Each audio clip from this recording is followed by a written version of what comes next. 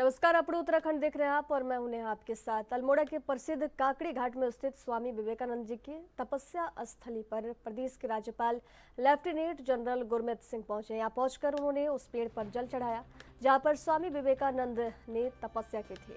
इस दौरान उन्होंने आश्रम में स्थित विभिन्न मंदिरों के दर्शन किए और पूजा अर्चना भी की। इस अवसर पर उन्होंने मीडिया से रूबरू होते हुए कहा कि स्वामी विवेकानंद जी ने यहाँ पर तपस्या करके पूरे विश्व में आध्यात्मिक का संदेश दिया। वहीं उन्होंने कहा कि आज के दौर में आग और पानी पूरे उत्तराखंड के लिए एक बड़ी समस्या बनती जा रही है और हमारे लिए हमारे फॉरेस्ट का, हमारे वृक्षों का संरक्षण करना सबसे बड़ी बात है। और अगर आप इस साइंस को, इस पानी को, इस जल को, इस वृक्ष को और साइंस को मिला दें, और उत्तराखंड की तो स्पेशलिटी यही है, देवभूमि यानी कि डिविनिटी और स्पिरिचुअलिटी। मेरे को लगता है कि डिविनिटी, स्पिरिचुअलिटी, जल का, नदियों का, हमारे जंगलों का और हमारे जो वृक्ष हैं, इन सब की पूजा करना तो हर उत्तराखंडी की आत्मा में है।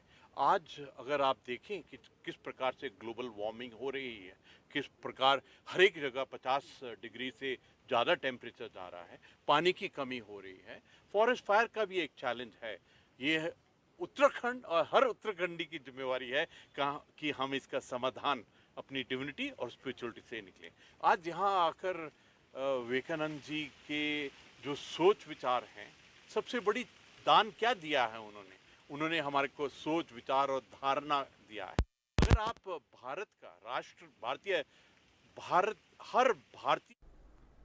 प्रदेश के संस्कृति मंत्री सतपाल महाराज ने उत्तर समकालीन आर्ट गैलरी का औचक निरीक्षण किया। इस दौरान उन्होंने आर्ट गैलरी की उचित देखरेख नहीं होने पर आक्रोश व्यक्त करते हुए संस्कृति विभाग के अधिकारियों को स्पष्ट निर्देश दिए कि वहां पर साफ सफाई का प्रबंध करने के साथ साथ धरोहरों का संरक्षण किया जाए। वहीं इस बीच सतपाल महाराज ने कहा कि उत्तर आर्ट गैलरी का उद्देश्य उत्तराखंड के चित्रकारों को उनके प्रतिभा का प्रदर्शन करने के लिए एक मंच देना है। साथ ही उन्होंने ये भी कहा कि पहले भी उनके द्वारा आर्ट गैलरी को व्यवस्थित करने के लिए निर्देश दिए गए थे, लेकिन अभी तक उसमें कोई प्रगति दिखाई नहीं दे रही है।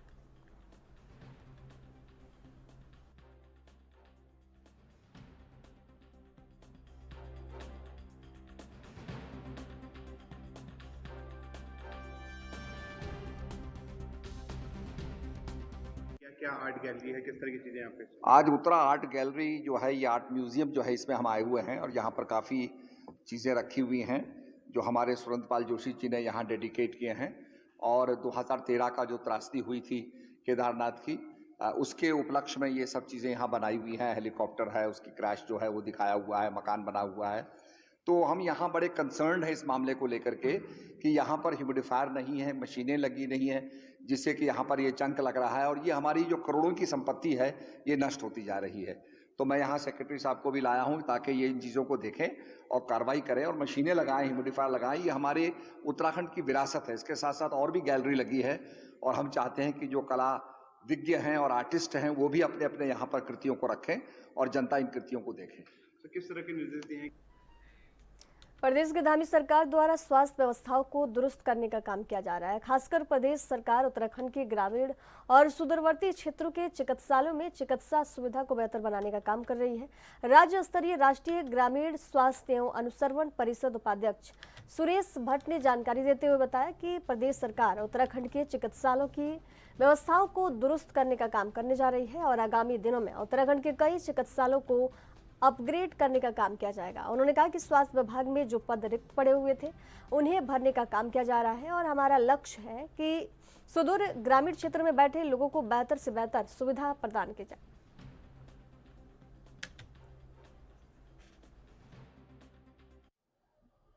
उत्तराखंड सरकार उत्तराखंड के प्रत्येक नागरिक को उत्तम स्वास्थ्य सेवाएं उपलब्ध हों और त्वरित गति से उपलब्ध हों, सुलभता से उपलब्ध हों, इसके लिए लगातार प्रयास कर रही है।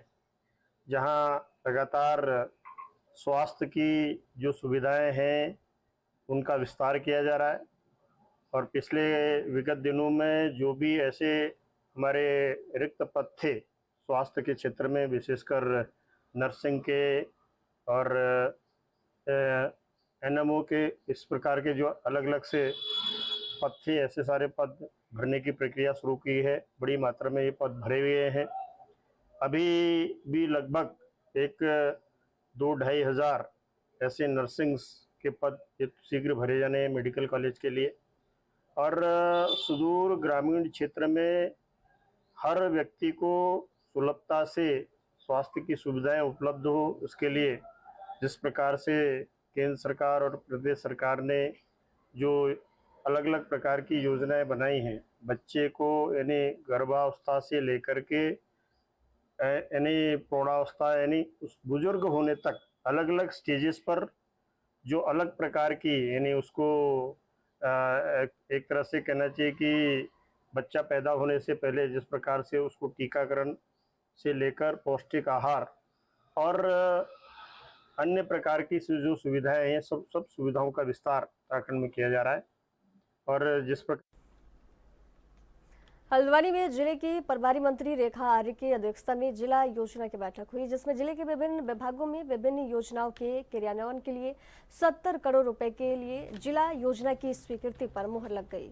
इस दौरान जिला योजना की बैठक में जिले के सभी विधायक मौजूद रहे। बैठक में प्रभारी मंत्री के सामने हल्द्वानी के बेस अस्पताल में पानी की कमी से डायलिसिस के मरीजों को परेशानी का मामला भी उठा, जिसका संज्ञान लेते हुए प्रभारी मंत्री ने अधिकारियों को इस तरह के गंभीर मामलों को तत्काल निस्तारण करने के निर्देश दिए। साथ ही चेतावनी भी दी कि इस तरह की शिकायतें उन तक पहुंचे, उनका निस्तारण पहले ही हो जाना चाहिए।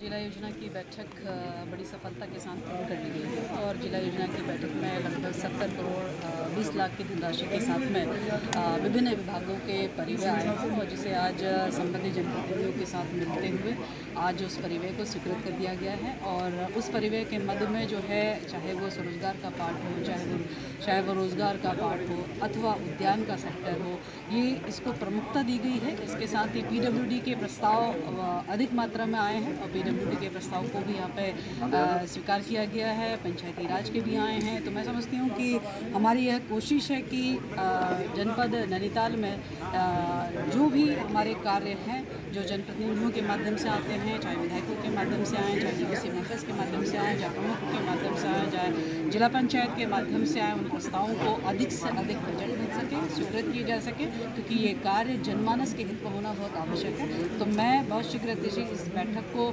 हम लोगों ने किया है ताकि जो है, जो आचार संहिता के दौरान में जो देरी हुई है वो अब और अधिक ना हो। तो ये आज की बैठक जो है, मुझे लगता है कि नैनीताल के विकास में जो है हम साबित होंगे। कि माननीय विधायक जी ने जो विषय लिया था, निश्चित रूप से वो विषय बहुत गंभीर है और विभाग ने यदि उसका संज्ञान नहीं लिया है और डायलिसिस केवल पानी के कनेक्शन न होने के कारण या पानी की कम उपलब्धता के कारण में यदि नहीं हो पा रहा है और बाकायदा समाचार पत्रों में छप रहा है, जाने वाले हमारे ही लोग हैं, तो इस असुविधा का संज्ञान जरूर लिया जाना चाहिए था। इसके लिए आज संबंधित अधिकारियों को फटकार भी लगाई गई है और उनको समय रहते हुए जो है वहाँ पे जल संस्थान से कनेक्शन लेने के लिए भी साफ साफ निर्देशित किया है। दूसरी बार इस प्रकार की कोई शिकायत मुझे प्राप्त ना हो, यह भी साफ बता दिया गया है।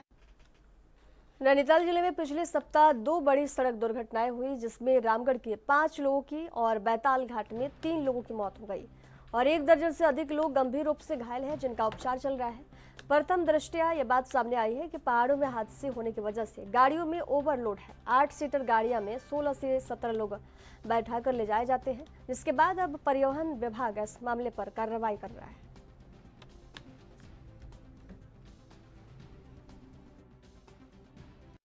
इसमें दुर्घटना रोकने के लिए हमारे प्रवर्तन विंग द्वारा लगातार कार्रवाई की जा रही है, जिसमें मुख्य कारण जो ओवरलोडिंग जो पाया गया है, उसमें ओवरलोडिंग के खिलाफ कार्रवाई की जा रही है और प्रशासन के साथ मिलके हमारे एआरटी प्रवर्तन और अन्य दल कार्रवाई कर रहे हैं, जिसमें अभी पिछले कुछ दिनों में 50 से ज़्यादा गाड़ियों के चालान किए गए हैं। और एक जो कैरियर में जो सामान ले जाते हैं लोग और उसमें कई बार इंटीरियर इलाकों में बैठ भी जाते हैं कैरियर में, जिससे दुर्घटना की संभावना बढ़ जाती है। तो उसमें 100 से ज़्यादा कैरियर हमारी टीम के द्वारा उतारे गए हैं और उनको निर्देशित किया गया है कि आरटीए के मानक के अनुसार ही कैरियर लगा जाएं, ओवरलोडिंग ना किए जाए और लाइसेंस और परमिट के विरुद्ध कार्रवाई की संस्तुति की गई।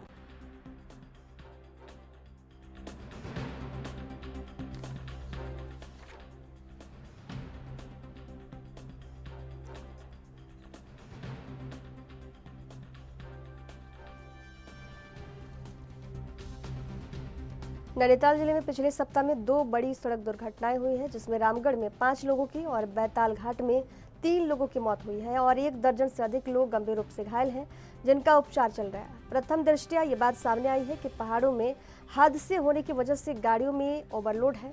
8 सीटर गाड़ियों में 16 से 17 लोग बैठा कर ले जाए जा रहे हैं, जिसके बाद अब परिवहन विभाग इस मामले पर कार्रवाई कर रहा है। तो नैनीताल जिले में पिछले सप्ताह में 2 बड़ी सड़क दुर्घटनाएं हुई, जिसमें रामगढ़ से 5 लोगों की मौत हो गई और बैताल घाट में 3 लोगों की मौत हो गई।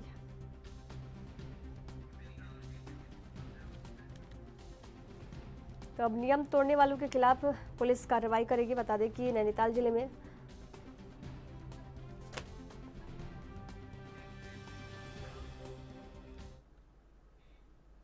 आम और लीची जैसे गर्मी के फलों के पैकेजिंग के लिए जिला उद्यान विभाग किसानों को पेटियां उपलब्ध कराने की तैयारी में जुट गया है। इस बात को लेकर देहरादून के मुख्य उद्यान अधिकारी MP साई ने कहा कि हमारे क्षेत्रीय निरीक्षकों ने किसानों से पेटियों की आवश्यकता अनुसार ऑर्डर ले लिया है, जिसके आधार पर पेटियों की पंजीकृत फॉर्म से बात कर कम से कम मूल्य पर मोबाइल उद्यान सशक्ति केंद्रों पर उपलब्ध करा दी है। साथ ही उन्होंने ये भी कहा कि इन मोबाइल उद्यान सशक्ति केंद्रों में किसान 50% राज्य सहायता पर पेटियां लेकर आम लीची की पैक करके बाजार में बेच सकते हैं।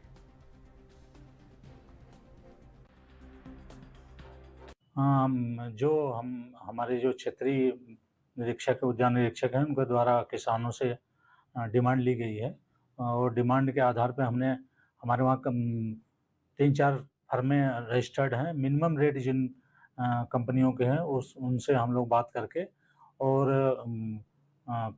जो कोरिलेटेड बॉक्स है जिसमें पैक करके आम को बेचते हैं, वो हम लोगों ने मोबाइल उद्यान संचालक केंद्रों पे उपलब्ध करा दी गई है। वहाँ से फार्मर्स 50% सहायता पर प्राप्त करके अपने आम लीची को पैक करके मार्केट में पहुँचाने का काम कर सकते हैं और उससे उनका आम और लीची सेफ रहेगी और ठीक ढंग से मार्केट में पहुँच जाएगी। अच्छे हम लोगों ने बॉक्स कंपनियों से बनवाए हैं, उसको देख के काश्तकार बहुत खुश हैं और पेटियां ले रहे हैं और उसमें अपना जो प्रोडक्शन हो रहा है उसको पैक करके मार्केट में भेज रहे हैं। पेटियां हमने लगभग आम लीची के लिए अभी 30,000 पेटी हमने मंगा दी है और आगे अभी 15,000 और डिमांड। लोकसभा चुनाव के बाद अब प्रदेश में एक बार फिर भू कानून और मूल निवास की लड़ाई छिड़ने जा रही है। भू कानून और मूल निवास की लड़ाई लंबे समय से राज्य में चल रही है। ऐसे में भू कानून और मूल निवास को लेकर विपक्षी दल को प्रेस भी लगातार सरकार पर सवाल खड़े करता है। कांग्रेस के प्रदेश प्रवक्ता शिषपाल सिंह बिष्ट का कहना है कि भू कानून और मूल निवास को लेकर राज्य आंदोलनकारी और राज्य की जनता लगातार आंदोलन कर रही है और कांग्रेस समर्थन हमेशा से रहा है। शिषपाल बिष्ट ने कहा कि सरकार ने चुनाव से पहले भी जनता से वादा किया था और जनता ने सरकार को समर्थन भी दिया था, लेकिन सरकार ने जनता के साथ विश्वासघात करने का काम किया है।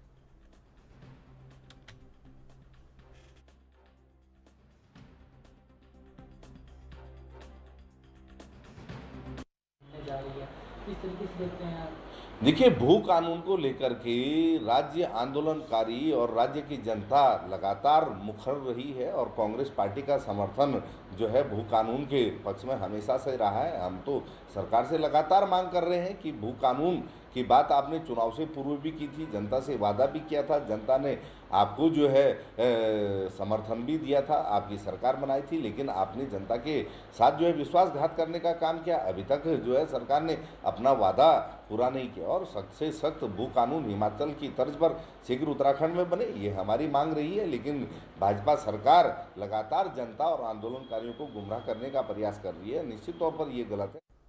सोबन सिंह जिना बैस अस्पताल की नेफ्रो प्लस डायलिसिस यूनिट को आवश्यकता के अनुरूप पानी नहीं मिल पा रहा है। पानी नहीं मिलने से मरीजों की डायलिसिस नहीं हो पा रही है और जिनको हो भी रही है तो आधी अधूरी। नेफ्रो प्लस डायलिसिस यूनिट में 2 दर्जन से अधिक मशीनें हैं और डायलिसिस के लिए पानी की आवश्यकता होती है। आलम यह है कि पानी की एक बूंद भी नसीब नहीं हो पा रहा है, जिसके चलते प्रतिदिन करीब 100 मरीजों की डायलिसिस आधी अधूरी ही हो पा रही है।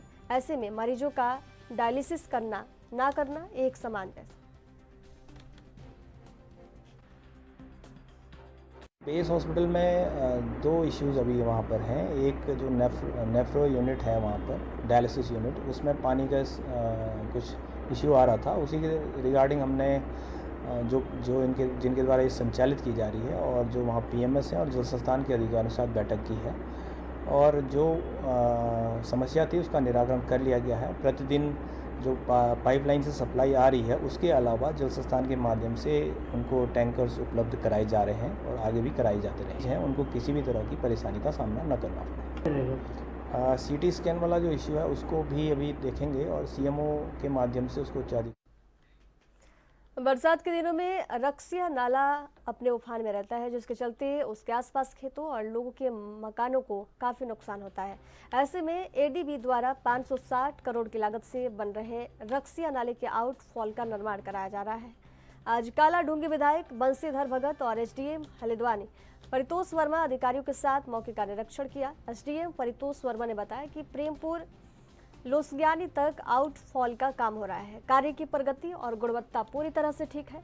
वहीं काला ढूंगी विधायक बंसीधर भगत ने बरसात से पहले कामों को पूरा कराने के निर्देश दिए।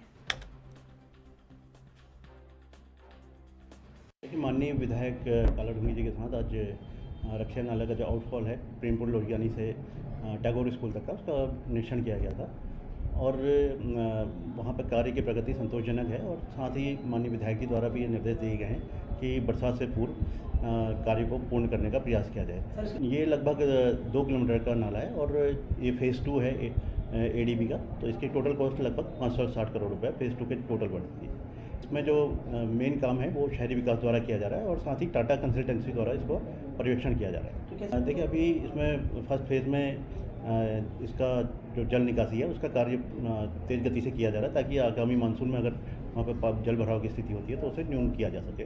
साथ ही अल्मोड़ा के बेंसर में हुए भीषण अग्निकांड में गंभीर घायल कृष्ण कुमार की दिल्ली के उपचार के दौरान मौत हो गई है। कृष्ण कुमार 70% जल चुके थे। प्रदेश सरकार द्वारा एयरलिफ्ट कर 4 घायलों को दिल्ली भेजा गया था। आपको बता दें कि 4 लोगों की मौके पर ही मौत हो गई थी, जबकि 4 लोग घायल थे, जिसमें आज एक की मौत हो गई है। अब तक अल्मोड़ा जनपद में 10 लोगों की मौत जंगल में आग बुझाने के दौरान हो चुकी है।